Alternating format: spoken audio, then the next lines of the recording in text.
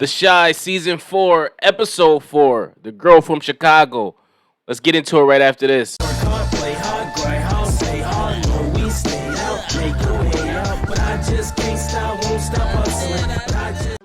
So, this episode picks up exactly where the last episode left off, where you got old girl. She just got her back blown out by Duda, and she's got the walk of shame coming down the stairs. She sees Candy, big-headed ass, sitting there, and she's trying to get up out of there. Candy like, listen, you can't leave. It's Blue Lives Matter protesters down there. You got to chill out for a little bit. Order something from the chef. She like, well, what I'm supposed to do? She like, listen, you in politics now, so whatever you want out the situation, that's what's gonna happen. We cut to Kevin. They got him in therapy, him and his mom and his stepmom or stepdad, whatever it is. And they're trying to say that he has a drinking problem, which hey, listen, I don't live with him. I can't tell that. Judging from the show, I wouldn't say he has a drinking problem, but it looks like he might just he goes to drinking as a coping mechanism for whatever he's going through. So I guess that is a drinking problem. Yeah, I guess you could say that. But listen, man, Kevin on this season so far has been nothing short of annoying. Like, he's really been a whiny, annoying ass little simp dude. Like, and his lips is always crusty, first of all. But I don't know. They're trying to gain some trust with him, like he's a little ass kid. We gotta regain your trust, or we could give you your freedom. And it's just like, this dude got all the freedom in the world, it seemed like, so far. So how much more freedom do you need? You know what I'm saying? So I don't know. But anyway, they get to school. I guess Jake, Gemma, and are organizing like a walkout, and Kevin's pretty much against it because he's like, hey, listen, I just got my freedom. I'm not trying to get it taken back away. I'm out of this. I'm not gonna be on the front line with y'all. They like, okay, whatever. They go about doing it anyway. It's not really successful. They wind up ringing the fire alarm. And listen, at the end of each scene in this episode, it was like some dramatic saxophone music or something, where it transitioned into whatever the other situation is. Like when Jake gives Kevin the flyer, when they're putting the flyers in the locker, and he's just pausing, and then it got this music, and it was so cringy. I was like, yo, why is they doing this? Like, this ain't a jazz show. Like, what? Why are the transitions playing jazz music or whatever kind of music it was? It was just like, I don't know, it just felt out of place to me. But anyway, they wind up hitting the fire alarm and breezing. And Gemma, she a little hot in the pants, man. And I knew this was gonna happen. We all knew it from the first episode, obviously, that, Gemma and Jake were gonna wind up getting together. We just didn't know the reason why. And it makes sense. Kevin's a simp. Gemma, she's one of them girls that like to be challenged. And she young, man. She wants some new D. That's just how young. She a young girl, And Jake intrigues her somewhat. He's exciting. Kevin's just a boring, nagging, ashy lip boyfriend. But yeah, that sucks though, man. They wind up cheating on my man, and it was all bad, man. We'll get into that a little bit. So listen, the highlight of this show, and I've said this in other reviews, that I kind of was over the the redundantness of their situation, but the highlight of this episode for me was Emmett and Tiff. Like, the interactions between them were funny as hell, hysterical. Obviously, the show comes on, and they're they got their respective things going on, in both situations, and it was getting hot and heavy, I will say. So they got their respective situations going on. Emmett can't really focus because Emmett's mind is on Tiff. Tiff's mind ain't on Emmett. Hers is trying to get her, you know what. But this was hilarious, man. The scenes with them were hysterical. Especially when they're at the restaurant, and she tells him, how you smashing such and such in our house? And he's like, yo, how you even know her? Like, I didn't know, like, how do you even know her? She's like, I smell her perfume, and I used to work with her. And he like, yo, I can't keep up with all the girls you hate. And she's like, he's like, well, I don't want you talking to such and such, the one guy that she's dealing with. And she's like, oh, so you saying when you want me to diversify? I was crying. I was on the floor crying like, yo, she is hilarious. But I don't see how this situation gonna wind up lasting. But listen, I can't say even I take my hat off to Emmett, because ain't no way in the hell I would deal with nothing like this. Listen, we would have to get divorced.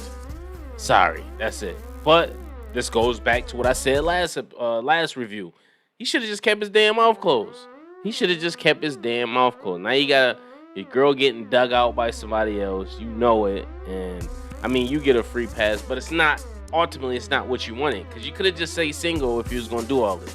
You know? But hey, he's going along with it. But dude, the interactions were hysterical between them the whole episode. Even when they were in the car talking.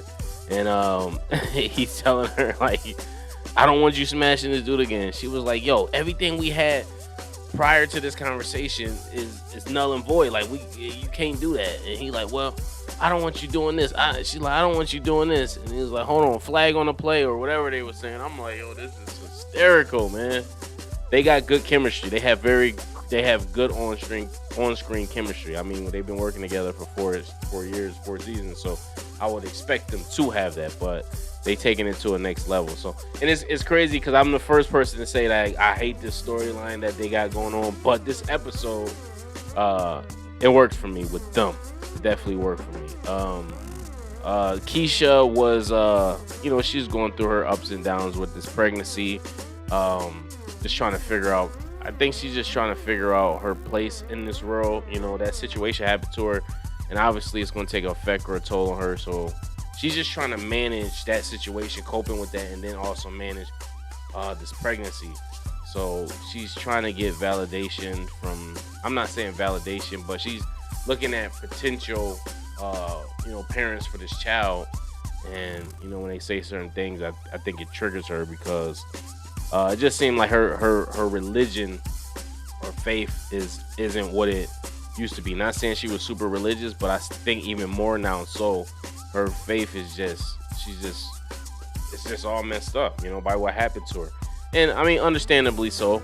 I understand completely, because the potential family that was going to take over the kid, they said something about God, and she was just kind of like, well, what's God got to do with this? And they were like, that's how we lead our house. She goes up to visit. She goes back visiting one of the potential parents. I forget the lady's name.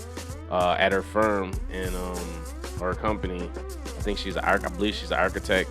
And they have a good conversation. And then while they're walking out, I think Keisha winds up going into contractions or having contractions. So she goes to the hospital and they want to induce labor. But this lady is telling them like, no, let's get a second opinion. Keisha mom winds up coming in there and putting her 2 seats in, and the lady's just like, yo, listen, well, I don't want to, but we should get a second opinion because that's the doctor's whole thing. They want to get you in and out, and it wind up working. She's like, yo, let me get you a glass of water, let's get this blood pressure back down, and then eventually it wind up working. Where the doctor was like, all right, we don't have to induce labor. So, and then with that being said, Keisha decides to grant her custody of the baby once it's born, and it was a touching moment. And I like that lady too, man. I hope she's in more seasons or more in this season because I really like her character, man. She embodies like just a strong, intelligent black woman, and I like seeing that obviously on TV. A lot of characters with Shy, they got their shit with them. They might have, certain attributes, but she just embodies the whole, the whole package, I would say. Even though she's not with her husband, I guess they're winding up splitting up, but we'll see how this goes. This is going to make for an interesting storyline down the finish. Now, listen, y'all know my favorite word. Was this episode trash or not? It was trash, but it wasn't as trash as previous episodes. It had its trash moments. The whole scene with the school and that was trash. That was honestly like a waste of my time. And your time too if you did watch that. That was time we'll never get back. Um, and it is what it is. But let's go to Trig and Imani. Imani's still trying to get this girl off the street. Why, I don't know. Why are you injecting yourself in people's business? That girl want to let her hoe.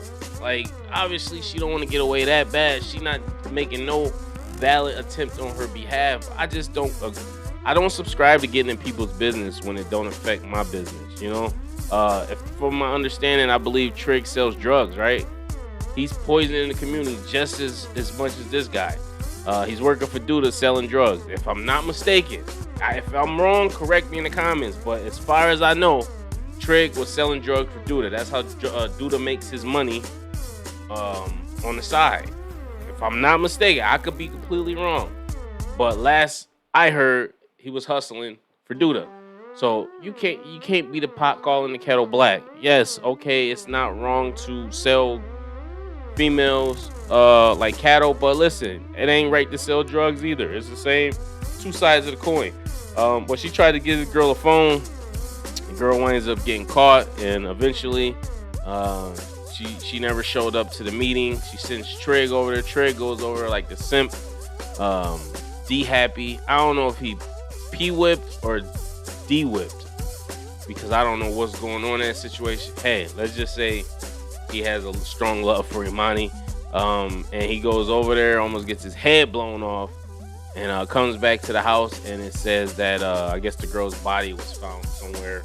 So you done got this girl killed, pretty much. You done got her whole escape plan found out, and now she's not even here no more. And Imani tries to comfort Imani. She's not having it. What happened to Trig's man? Did I miss something? I don't know if I walked away. Jason Weaver, the dude Jason Weaver, what happened to him? I just saw him last time I saw him, he was at the bar. Dude was telling them that Trig's girl was a man, and I ain't heard from him. Not again. I ain't see Vic Mensa in this episode. It's just like they just leaving storylines and plots, and even though it's not nothing big on a grand scale, it's just like, yo, well, what's going on? We want a whole episode. They brought Jason Weaver in like he was going to be like a valid piece to the puzzle, when he's not really doing nothing. So I don't know. Maybe next week they'll show him. Who knows, man? This show is all over the place. The editing of the show is shit too. I'm just gonna say that. It's just. I be trying to say something good about the show. It's hard. It's hard. You gotta take the good with your bad. Now, let's jump back to Dre. Why Keisha was in the hospital. Dre was with Emmett's mom. What the fuck is her name? I'm tired of saying Emmett's mom. Let me see right here. Jada. I'm sorry. Jada. She was with Jada. Dre was with Jada. Why Nina and Keisha were calling, Nina more so, and I think they talked about telling Emmett, and she was like, yo, I can't keep lying. I don't even, at this point, why are you lying? You should allow her to tell. But anyway, Emmett winds up going to the house. Jada's thrown up in the toilet. He winds up finding out, and good job by Jacob Lattimore. He executed like I thought he would execute it, finding out that news. He looked very shocked, and it was leading up to it. He's like, man, is you pregnant? And she's thrown up in the toilet, and she gave him the shocker, and that broke his world, man. I feel for him.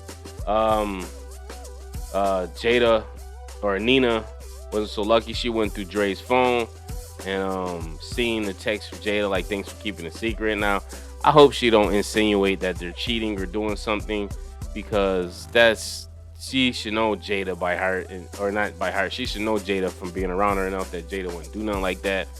But we'll see how it plays out, Imani actually tries to go to the center before finding out that the girl has died, and I guess they've been trying to get this house shut down for a while to no avail.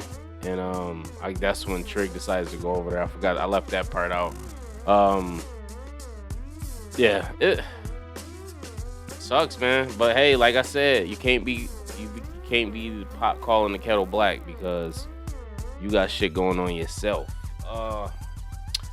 What else? I don't know. It's probably some other shit. It really don't matter. The show is trash. It's horrible. But I like it for what it is. Oh, let's talk about Gemma. Fast ass Gemma kissing on my boy Jake, man. Now listen. Girl gonna be a girl, man. Obviously Jake is offering more than Kevin is at the moment. We all seen this coming. We all knew it from the first episode what it was, and I just think